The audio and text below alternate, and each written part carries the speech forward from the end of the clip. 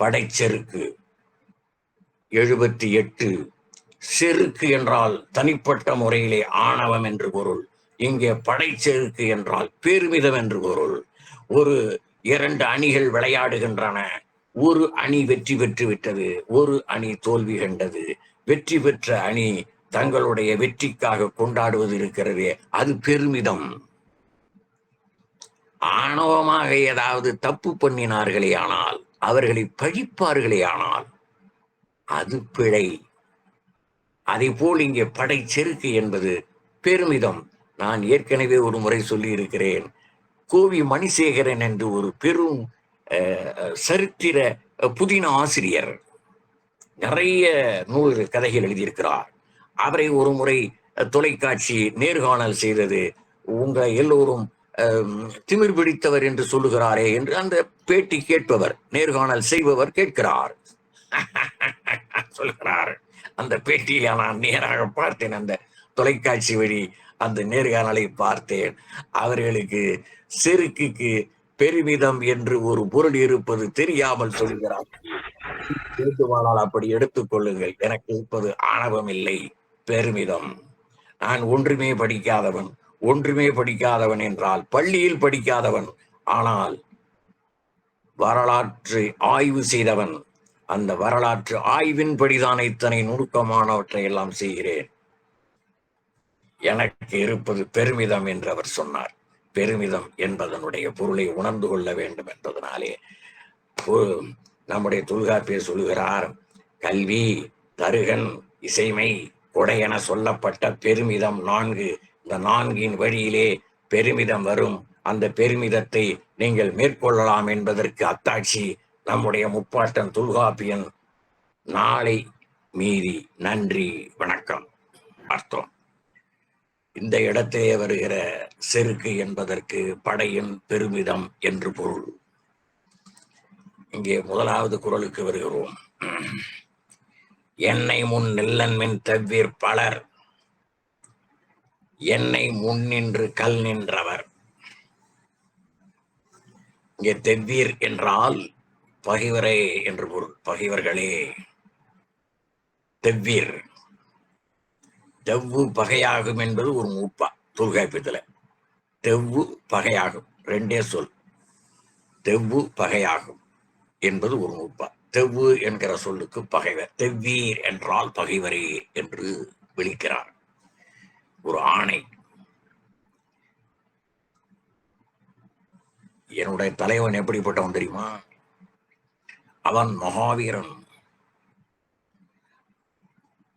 அவனோட போரிட்டவர்கள் எல்லாரும் இங்கே சிலையாக, கல்லாக நிற்கிறார்கள்.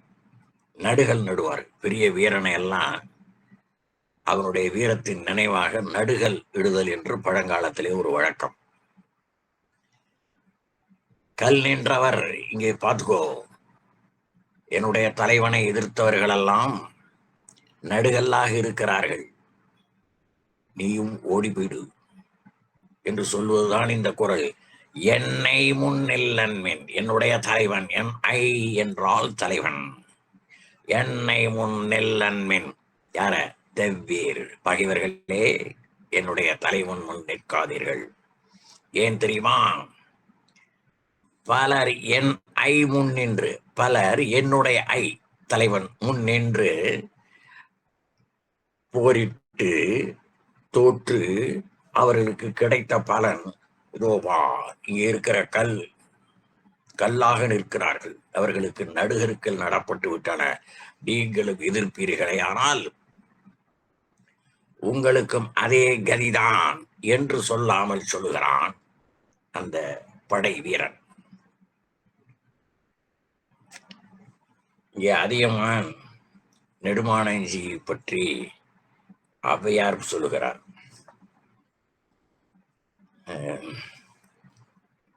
களம்புகள் ஓம்புவின் தெவ்வீர், பகைவர்களே, களம்புகள் ஓம்புவின் போரதிர்ந்து எம்முழும் உளன் ஒரு பொருணன் வைகள் எந்தேர் செய்யும் அச்சன் திங்கள் வலித்த காலன்னோனே என்று அதிகமான நெடுமாங்கி பற்றி ஔவையார் பாடுகிறார். இல்ல, 87வது பாடல், புறநானூற்றிலே 87வது பாடலே. தானை மறைப்பாடல், தானை மரப்பாடலாக 89வது பாடலிலும் அவ்வாறே சொல்லுகிறார். சிறுவன் மல்லரும் உளரே அதான்று பொதுவில் தூங்கும் விசி உரு தன்னுமை வழி பொருது என்கண் கேட்பேன் அது போர் என்னையும் என்னையும் உளனே என் ஐயும் உளனே என்னுடைய தலைவனும் இருக்கிறான் என்று பாடுகிறார். இங்கே ஒரு ஆத்திசூடியில பார்க்கிற போது 108 ஆத்திசூடியும் ஆணையாவே வரும்.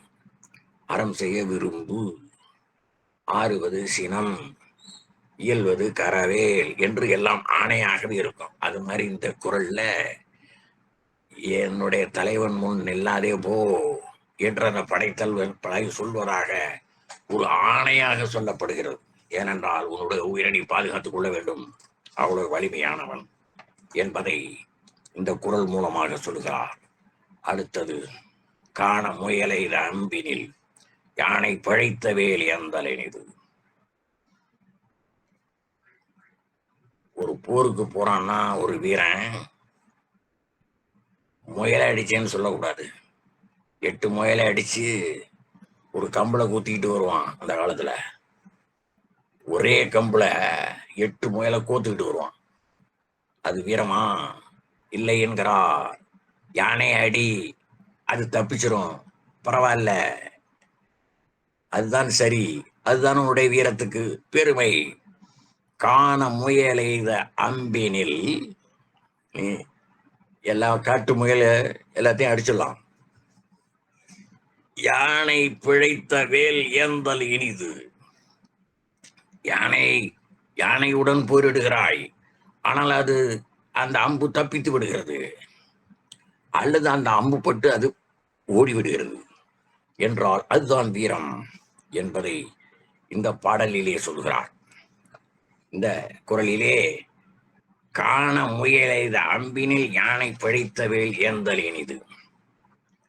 பிள்ளைகள் நன்றாக நினைவில் கொள்ள வேண்டும். யானையும் முயலும் வருகிற குரல் எது என்றால் 772 என்று சொல்ல தெரிந்து கொள்ள வேண்டும். யானையும் முயலும் சேர்ந்து வருகிற குரல் எது என்றால் 772 என்பதை நினைவில் கொள்ள வேண்டும். இதுக்கு ஒரு எடுத்துக்காட்டு. சோழன் நல்லுருத்திரன் என்பவன் மகாவீரன். சோழன் நல்லுருத்திரன், அவன் பாடல் புனைவதிலும் வல்லவன். நம்ம நிறைய பார்த்துருக்கிறோம். பாண்டியன் அறிவுடை நம்பி, பாண்டியன் நெடுஞ்செழியன், இது மாதிரி நிறைய அரசர்கள் அவர்களே புனையும் உடையவர்கள். அதனாலதான் உருத்திரங்கண்ணாருக்கு 16,000 பொன் பரிசு கொடுத்தான் பட்டினப்பாளையிலிருந்து. அது மாதிரி இந்த நல்லுருத்திரன் பாடிய பாடல் ஒன்று புறநானூற்றிலே 190வது பாடலாக அமைந்திருக்கிறது. தன் வளை நிரம்ப வைக்கும் எலியின் முயற்சி போன்ற சிறிய முயற்சியுட உள்ள உறுதி இல்லாருடன் பொருந்திய உறவு இல்லாது ஒழிவதாக வலிய பன்றியானது சண்டையிடுமா காட்டுப்பன்றி. இது பெரிய புராணத்துல திண்ணன் பன்றி அடிச்சான் பாருங்க, அது மிக வலிமை உடையது. புலி சிங்க மாதிரி ஆற்றல் உடைய பன்றி அந்த காட்டுப்பன்றி. அந்த பன்றி என்ன பண்ணுதான், அது போரிடுகிற போது அது அடித்து அதனுடைய இடப்பக்கம் விழுந்ததுன்னா அதை தின்னாதான். நல்லுருத்திரன் பாடி இருக்கிறான். இது ஏற்றுக்கொள்ள முடிகிற மாதிரி இருக்குதா அப்படின்னு கேட்டா அது அவரவருடைய நிலையை பொறுத்தது. இது பாடல்ல இருக்கு. அப்படி அந்த பன்றிக்கு தெரியுதா இடது பக்கம் விழுந்தது தின்னப்படாதுன்னு? அப்படி ஒரு மான உணர்ச்சி அந்த பன்றிக்கு இருந்திருக்கிறது என்று அந்த பாடல். பெரிய பாடல், அது வேண்டாம். நிறைய அதுக்கு அவ்வளவு இந்த காலம் பூரா போயிடும் அந்த ஒரு பாடல்லையே. செய்தியை விட்டு நம்ம தெரிஞ்சுக்குவோம். வீழ்ந்ததாக அவ்விடத்து உண்ணாமல் கிடந்து மறுநாள் பெரிய மலையின் குகை விட்டு வேட்டைக்கு திரும்பி எழுந்து பெரிய யானையாகிய கொம்பனை வலப்பக்கத்தை விழுமாறு செய்து அதை சாப்பிடுமா. ஒரு நாள் பட்னியா கிடந்து பெரிய கொம்பன் என்கிற யானை, மிக நீண்ட தந்தங்களை உடைய யானை வருது பாருங்க, அதான் கொம்பன் யானை. அப்படி அந்த யானையை அடித்து அதை வலப்பக்கம் விழுகிற மாதிரி செய்து அதை சாப்பிடுவோம். எப்படியெல்லாம் விலங்குகளே மான உணர்ச்சி உடையனமாக இருந்திருக்கின்றன என்பதை காட்டுகிற பாடல் சோழர் நல்லுருத்திரன். இதெல்லாம் எதுக்கு சொல்றேன்? தன்னுடைய படை வீரர்கள் மிகுந்த ஆற்றலுடனும் நாட்டுப்பற்றுடனும் சிறப்பாக போர் புரிந்து நாட்டுக்கு வெற்றியை தேடி கொடுக்க வேண்டும் என்பதை தான் சொல்லுகிறான். நேற்று கடைசியாக 770வது பாடலுக்கு ஒரு எடுத்துக்காட்டு சொன்னேன் தெரியுமா? உங்களுக்கு நினைவிருக்கிறதா? உரி என்கிற இடத்தில் ராஜஸ்தான் மாநிலத்தில் இருக்கிறது. நான் இந்த நிகழ்ச்சி முடித்துவிட்டு நடைபயிற்சி போயிட்டு திரும்பி வந்து படிக்கிறேன். நேற்றைய பேப்பர்ல இருக்குது, நேற்றைய நாள் இதழில் இந்த செய்தி 14ஆம் பக்கம் இருக்கிறது, தினமணியில. உள்துறை அமைச்சர் சொல்லுகிறார், பாகிஸ்தானுக்கு எச்சரிக்கை விடுக்கிறார். அதிலே உரி என்கிற இடத்தில் நடந்த சம்பவத்தை நினைவில் கொள்ளுங்கள். அநியாயமாக எங்கள் வீரர்களை கொன்றீர்கள், அதற்கு நாங்கள் எப்படி தாக்கினோம் என்பதை நினைவில் கொள்ளுங்கள் என்று எனக்கு ஒரே வியப்பாகிவிட்டது. இப்பொழுதுதானே மக்களுக்கு சொல்லிவிட்டு வந்தோம். அந்த செய்தி வந்திருக்கிறது. அந்த உரி என்கிறது நல்ல தமிழ் சொல் பாருங்க, உரி. இப்ப நான் இந்த மகாபாரதத்தை புரட்டினேன். அதுல துரியோதனனுடைய மகன்ல ஒருத்தன் பேர் இலக்கணகுமரன் இருக்கு. இலக்கணகுமரன் நல்ல தமிழ் பேர். உலகம் பூரா 42,000 ஊர்களுடைய பெயர்கள், தமிழ் பெயர்கள் இருக்கிறது என்பதை நான் உங்களுக்கு முன்னாடியே பதிவு செய்திருக்கிறேன். ஊர் பெயர்கள் உலகம் முழுமையும் 42,000 ஊர்களின் பெயர்கள் தமிழிலே இருக்கின்றன. ஆனா நம்மால தன்னுடைய பெயரை வச்சுக்கிறது தான் சமஸ்கிருதத்துல வச்சுக்கிறான். என்னாலே ஒன்றும் புரியல. தமிழன் சிந்திக்கவே மாட்டான் போட்டிருக்கு. 99.99 விழுக்காடு எல்லாம் சமஸ்கிருதத்துல தான் வச்சுக்கிறான்.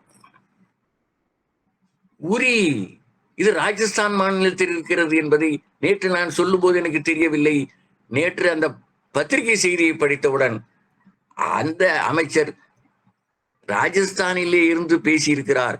நல்ல அழகான தமிழ் சொல். ஒருவேளை ராஜஸ்தான்லயே அந்த மொழி பயன்பெற்றிருக்கலாம். தமிழ்ல உள்ள சொற்கள்ல பல சொற்களை நிறைய மொழிகள் கையாண்டு இருக்கின்றன, நிறைய மொழிகள் எடுத்துக்கொண்டிருக்கின்றன.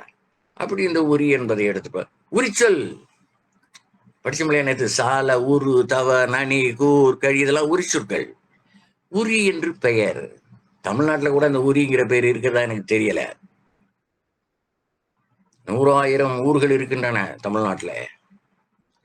உரி என்பது அந்த இடத்தில் இருப்பதாக அதை அறிந்த போது வியந்து போனேன். காண முயலை இது அம்பினில் யானை பிழைத்த வேல் ஏந்தலின். இது 3. பேராண்மை என்பது அருகன், ஒன்று ஊற்றக்கால் ஊராண்மை மற்றதன் எஃகு. ஒருவருக்கு பேராண்மை என்று சொல்லப்படுவது போர்க்களத்தில் கோட்டும் வீரமாம். அக்களத்தில் பகைவருக்கு ஒரு குறைபாடு நேர்ந்தால் உடனே உதவுவதுதான் பேராண்மைக்கு உள்ள சிறப்பு. அதுதான் பெருஞ்சிறப்பு, அதுதான் பேராண்மை. போர்க்களத்திலே ஒருவனுக்கு இந்த செய்தி நிறைய படிச்சிருக்கிறோம். நிறைய அந்த சிப்பாய்கள், படை வீரர்கள் இப்படி அடிபட்டதற்கு பிறகு அவரை காப்பாற்றுவதற்காக தான் 4-5 குண்டுகளை பெற்று அவன் சாக போகிறான். ஆனால் ஏற்கனவே ஒரு குண்டு பட்டவனை அவன் காப்பாற்றி விடுகிறான். இதைத்தான் பேராண்மை என்று சொல்லுகிறார் திருவள்ளுவர்.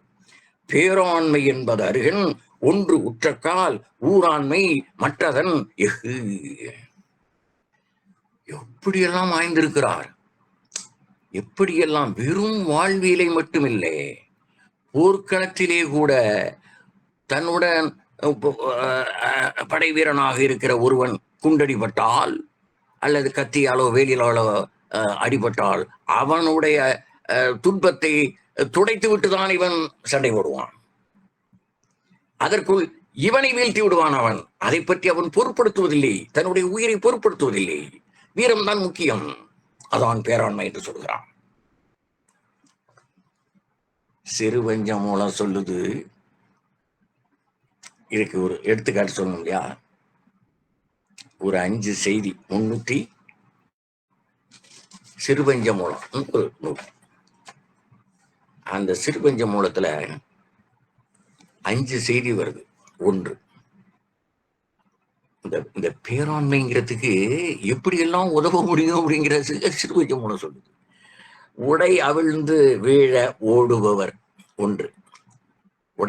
உடுக்கை இழந்தவன் கை போட நம்ம சொல்றாரு இல்லையா, அது போல உடை அவிழ்ந்த போது அவனை கட்டி விடுறான். வேகமா ஓடி போய் தன்னுடைய படைக்கல கருவிகள் எல்லாம் கீழே போட்டு ஓடி போய் அவன் கட்டி விடுறான். அவன் சண்டை போடுகிற வேகத்துல இப்ப மாதிரி பேண்ட் போட்டுக்கிட்டு ஓடுறது இல்ல, பயம் கட்டிடலாம், கோவண மாதிரி கட்டிக்குவான். அது மாதிரி காலாது.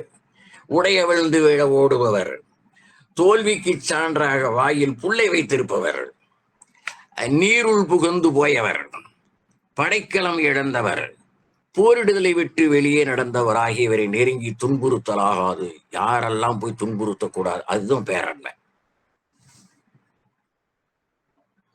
இங்க மட்டும்தான் சொல்லுதா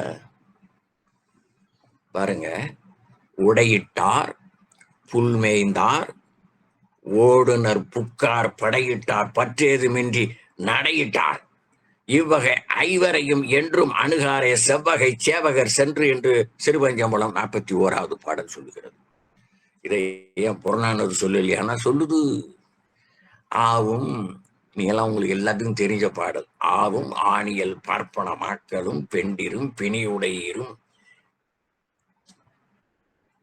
பேணி தென்புல வாழ்நர்க்கு அருங்கடன் இருக்கும் பொன்போல் புதல்வர் பெறாதீரும் எம்மம்பு கடிவிடுதும் நும்மரன் சேர்மின் என அறத்தாறு நுவலும் பூட்கை.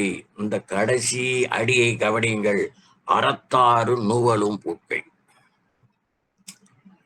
போர் செய்வதிலே கூட அறம் இருக்க வேண்டும் என்பதனாலே தான் இந்த பட்டியல் போடுகிறார். இவங்கெல்லாம் போய் வேற பக்கம் போயிடுங்க, சண்டை நடக்கிற இடத்துல இருக்காதீங்க, தப்பி தவறி நாங்கள் உங்களை கொன்றுவிட நேர்ந்து விடலாம். ஆகவே அருங்கூர்ந்து சென்று விடுங்கள் என்று எதிரி நாட்டிலே உள்ள மக்களை சொல்லுகிறார்கள் என்றால் எவ்வளவு பெரிய புண்ணியம் பாருங்க. இப்ப பகல்காம்ல நடந்தது, அது எப்படி நடந்தது? அறமற்ற செயல். இதை சில நாடுகள் கண்டிக்காமல் இருப்பதுதான் வியப்பினும் வியப்பு.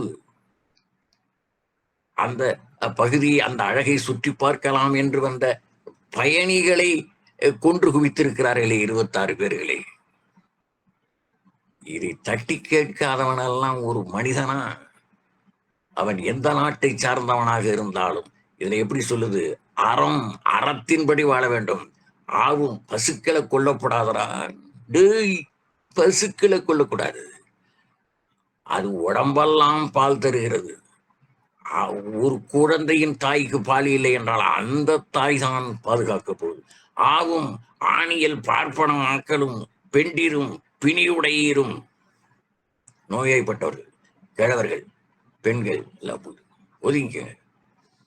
யார் வீரமுடையவர்களோ அவர்களோடு மட்டும் சண்டை போட வேண்டும் என்பதை மிக அழகாக சொல்கிறது. விழித்தகன் வேல் கொண்டு எறிய என்று குரல் கூறுகிறது, பின்னாலே வரப்போகிறது என்று. பேராண்மை என்பது அருகன் ஒன்று உற்றக்கால் ஊராண்மை மற்றதன் எஃகு. அடுத்து 4ஆம் குறள். கைவேல் களிற்றொடு போக்கி வருபவன் மெய்வேல் பரியானகம். சிரிக்கிறான். கையில இருக்க வேல்லாம் தீர்ந்து போச்சு, சண்டை போட்டுக்கிட்டே இருக்கான். கையில வச்சிருக்கிற ஆயுதங்கள்லாம் தீர்ந்து போச்சு, திகைக்கிறான். உடனே மார்பை பார்க்கிறான், அங்கே ஒரு 5-6 வேல் உள்ளே இருக்கு. அதற்கப்புறம் ஆஹா, சண்டை போடுவதற்கு கிடைத்து விட்டது என்று எடுத்து சண்டை போடுகிறான். கைவேல் களிற்றொடு போக்கி வருபவன் மெய்வேல் பரியான் நகும்.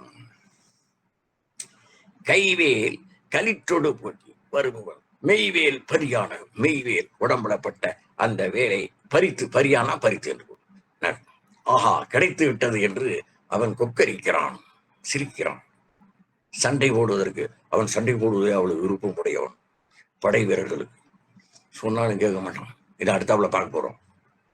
தலைவனே சொல்லுகிறான், நீ சண்டை போடாதப்பா, வீட்டுக்கு போதும், ரொம்ப கரைத்து விட்டாய், முடியாது, என் உயிர் போனாலும் சண்டை போடாமல் விட மாட்டேன், இது என் நாடு என்று சொல்லுகிற செய்தியை பின்னால பார்க்க போகிறோம்.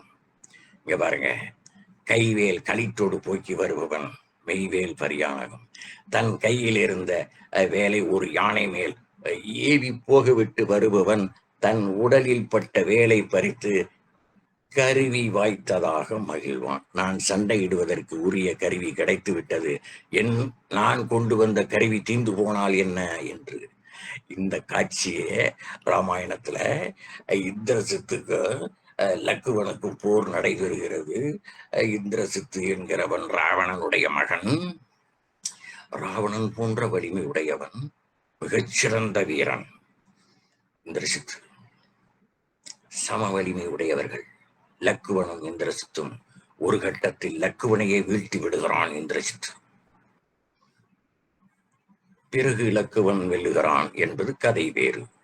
இங்கே இந்திரசித்துவினுடைய வீரத்தை எதிரி படைகளே, ராமனுடைய படைகளை வியந்து பாராட்டுகின்றன.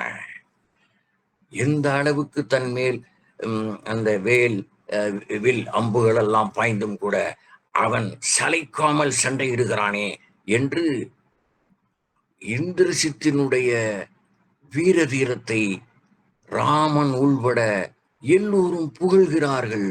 இதுதான் கைவேல் களிற்றோடு போக்கி வருபவன் மெய்வேல் பரியானாகும் என்று சொல்லுகிற பகுதி. அடுத்து 5. விழித்தகன் வேல் கொண்டு எரிய அழித்து இமைப்பின் ஒற்றன்றோ வன்கணவர்க்கு. இந்த ஒற்றன்றோ என்றால் புறமுதுகிட்டு ஓடுதல் என்று பொருள். இப்ப இந்த குரலை பொருள் புரிகிற மாதிரி படிக்கணும்னா 5 உடைக்க போறோம் பாருங்க. 5 உடைக்கணும். இப்ப 2வதா இருக்கு பாருங்க, கையில புத்தகம் வச்சிருக்கீங்களா குழந்தைகள்லாம்? வேல் கொண்டு எரிய 2வது 3வது சீர். இது நான் முதல்ல பொருள் புரியறதுக்காக. வேல் கொண்டு எரிய, விழித்தகன் அழித்து இமைப்பின், வன்கண் அவருக்கு ஒட்டன்றோ என்று படிச்சா பொருள் புரியும். எப்படி பொருள் புரியும்? போர்க்களத்தில் பகைவர் வேலை கொண்டு எரிய திறந்திருந்த தம் கண்ணை மூடி திறந்தாரெனினும் வலிய வீரருக்கு பழியாகும். இப்ப சின்ன குழந்தையில வந்து சொல்லி கொடுப்பாங்க, அது நீ நீ எனக்கு பயப்படுவியா சாமிக்கு பயப்படுவான்னு. நான் சாமிக்கு தான் பயப்படுவேன்னு. இவன் இந்த 2 விரலை எடுத்துட்டு கண்ணுக்கு குத்துவான். குத்துனோடனே டப்புன்னு கண்ணை மூடிடுவான். பதியா எனக்கு பயந்துட்டேன். இந்த காட்சி திருவள்ளுவர் சொல்றாரு பாருங்க. விழித்தகன் வேல் கொண்டு எறிய அடித்தமைப்பன் ஒற்றன்றோ வன்கணவர்க்கு. போர்க்களத்தில் பகைவர் வேலை கொண்டு எரிய திறந்திருந்த கண்ணை மூடினான்னா அவங்க கூட சண்டை போடப்படாதான். எப்படி இருப்பாருங்க? மேல் ஏவியனாருக்கும் பழி, கண்ணை மூடினானுக்கும் பழி. அது ஏவனாம் பாருங்க அம்ப, அதுவும் பழியான். அவன் கண்ணை சிமிட்டிட்டான. இந்த இமையை சிமிட்டினால், இமைத்தால் அவன் கூட சண்டை போடுறதுக்காக ஏவனாம் பாருங்க அம்ப, அவனும் பழி உடையவன். கண்ணை சிமிட்டினான் பாருங்க, அவனும் பழி உடையவன். அதாவது சண்டை போடுவதற்கு தகுதி இல்லாதவர்கள் என்று பொருள். அப்படி இருக்கணுமா வீரம்? வீரம்னா அப்படி வீரம் இருக்கணும். விழித்தகன் வேல் கொண்டு எரிய அழித்து இமைப்பின், அப்படி சிமிட்டான். அதான் அழித்து இமைப்பின் வன்கணவர்க்கு ஒற்றன்றோ, நீ சண்டை போட வந்தவனை வந்து புறமுதுகிட்டு ஓடியதற்கு சமானமாகும் என்று சொல்லுகிறார். இப்படியெல்லாம் வீரம் விளைந்த நிலமாக இருந்திருக்கிறது பாருங்கள். குத்தினால் முகத்துல குத்து முதுகுல குத்தாதேன்னு ஒரு பழமொழி சொல்லுவான் நம்ம அந்த காலத்துல. குத்தினா முகத்துல குத்துறா முதுகுல குத்தாதேன்னு என்ன அர்த்தம்?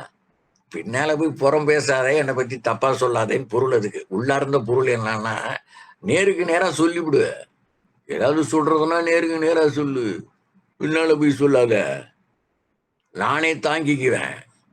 நீ சொல்ற தப்புகளை தவறுகளை நானே தாங்கிக் கொள்வேன்.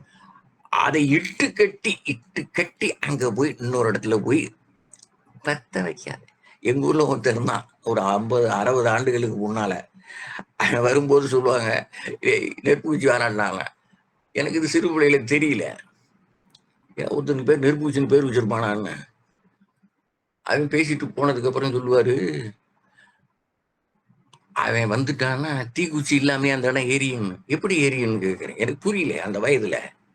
10-12 வயதுல இப்படிதான் சொல்லுவார். ஏதாவது உங்களை பத்தி ஏதாவது சொன்னான்னு இன்னொருத்தனை பத்தி நம்ம கிட்ட சொல்லிட்டு போயிடுவான். நாம பேசாம தான் இருப்போம். உங்களை பத்தி இப்படி சொன்னாருன்னு அங்க போய் சொல்லிடுவான். 2 பேருக்கு சண்டை மூட்டி விடுறது. அதுக்குதான் நெருப்பு குச்சின்னு பேரு அப்படின்னு பேர் வச்சிருக்காங்க. அதே ஒரு கிராம விளக்குல சொல்லுவாங்க, குத்தி நான் முகத்துல குத்து, முதுகுல குத்தாதேன்னு. அப்படி நேரடியா பொருள் பார்க்க கூடாது. முகத்துல குத்துனா நேருக்கு நேரா சொல்லிடு. இது புறமிதுகிட்டு ஓடுதல்ல வச்சு சொல்லுகிறார் திருவள்ளுவர். வீழித்தகன் வேல் கொண்டு எரிய அழித்தீமைப்பின் ஒற்றன்றோவன் கணவர்க்கு என்று சொல்லுகிறார். மாறிவிப்பட்ட வேல் ஊடுருவி முதுகு வழியாக வெளியேறியது. வெண்ணிப்பறந்தலைன்னு ஒரு ஊர் இருக்குது. அந்த வெண்ணிப்பறந்தலையில சண்டை நடக்குது. கரிகால் சோழனுக்கும் சேரமான் பெருஞ்சேரலாதன் என்பவனுக்கும் சண்டை நடக்குது. அப்படி சண்டை நடக்கிற போது கரிகாலன் விட்டு அம்பு சேரலாதனுடைய மார்புல புகுந்து பின்னால முதுகு பக்கமா வந்துருச்சு. பார்க்கிறவன், அந்த சண்டை நடக்கிற இடத்துல பார்க்கிறவன் இல்ல, வெளியில பார்க்கிறவன், இவனுக்கு என்ன மார்புலையும் புண்ணு இருக்கு, முதுகலையும் புண்ணு இருக்குன்னு நினைச்சு இவன் புறமுதுகிட்டு வந்தான் போட்டிருக்கு, அதனாலதான் முதுகுல புண்ணு இருக்குன்னு நினைத்து விடுவார்கள் என்று கருதி அவன் வடக்கிருந்து உயிர் விட்டான். இப்ப அவனுடைய வீரம் புரிஞ்சு போச்சு. வீர தீரமாக தான் சண்டை போட்டான். ஆனா முதுகுல மார்புலப்பட்ட அந்த அம்பானது முதுகு பக்கம் வந்துருச்சுங்கிற வரலாறு படைக்கப்பட்டது எதனால? தன்னுடைய உயிரை விட்டதனால. தன்னுடைய உயிரை விட்டு அந்த பாண்டிய நடிகளையும் தன்னுடைய உயிரை விட்டு தானே தன்னுடைய செங்கோலை நிலைநாட்டினான். அது மாதிரி இவன் இந்த உயிரை விட்டதுனாலதான் இந்த வரலாறை நாம் இப்ப படிக்கிறோம். இல்லைன்னா அந்த ஊருக்காரனை என்ன பண்ண, அவனை முதுகுல புண்ணு இருந்துச்சு, அவனுக்கு ஓடி வந்துட்டான், படை களத்தில் இருந்து வந்துட்டான் போட்டிருக்கு என்று சொல்லுவார்கள் என்று சொன்னார். கரிகாலன் ஏவினான் வெண்ணி பறந்தலை என்கிற இடத்துல நடந்த சண்டை. சேரமான் பெருஞ்சேரலாதனுக்கு இந்த இழிவு ஏற்பட்டது. புறப்பு நாணி மரத்தகை மன்னன் வாழ்வட கிருந்தனன் இங்கு என்று கழாத்தலையார் 465 பாடல்ல இந்த செய்தியை சொல்கிறார். தன்போல் வேந்தன் முன்புகறி தெரிந்த புறப்புண் நாணி மரத்தகை மன்னன் வாழ் வடக்கிருந்தனன் ஈங்கு என்று கழாத்தலையார் சொல்லுகிறார். இதே வெண்ணி குயத்தியார் என்று ஒரு புலவர். அவர் புறம் 66 சொல்லுகிறார், உன் மகன் ஒருத்தன் எல்லாம் வந்துட்டான், என் பையனை காணான்னு பெற்ற தாய் சொல்லுகிறார். அவனோ சிறுவன், தன்னுடைய மகன் சிறுவனாக இருந்தும் அவனை போருக்கு அனுப்புகின்ற வீரத்தாய் அவள் அனுப்பினாள். அவன் உன் மகன் புறமுதுகிட்டு கிடக்கிறான், முதுகிலே அம்பு பெற்று செத்து கிடக்கிறான் என்று அவள் பதற்றத்துடன் ஓடுகிறாள். ஐயோ, நான் பெற்ற மகன் கோழையாகி விட்டானா? நான் இதற்காகவா அவனை பெற்றேன், இதற்காகவா அவனை வளர்த்தேன், இந்த நாட்டுக்கு அவன் பயன்படாமல் போய்விட்டானா என்று அந்த செங்கலத்திற்கு ஓடுகிறாள். ஏன் செங்கலம்? வீரர்களெல்லாம் குத்துயிரும் கொலை உயிருமாக இறந்தும் இரவாமலும் கிடப்பதனாலே அவர்களுடைய குருதிகளெல்லாம் அந்த போர்க்களத்தில் ஏற்பட்டது செங்கலமாகிவிட்டது, செம்மையான சிவப்பு நிறமாகிவிட்டது. அங்கே போகிறாள், அவன் படுத்திருக்கிறாள், திருப்பி முகத்தை பார்க்கிறாள். அவன் மார்பிலே வேல் வாங்கிதான் இறந்திருக்கிறான் என்பதை அறிந்து மிகவும் மகிழ்ந்து நான் பெற்றதையும் பிறந்த பேர் பெறுகிறேன் என்று அவள் சொல்கிறாளே, அந்த செய்தியை வெண்ணி குயத்தியார் இங்கே படம் பிடித்து காட்டுகிறார். விழித்தகன் வேல் உண்டெறிய அழித்துமைப்பெண் ஒற்றன்றோ வன்கணவர்க்கு. நன்றி, வணக்கம்.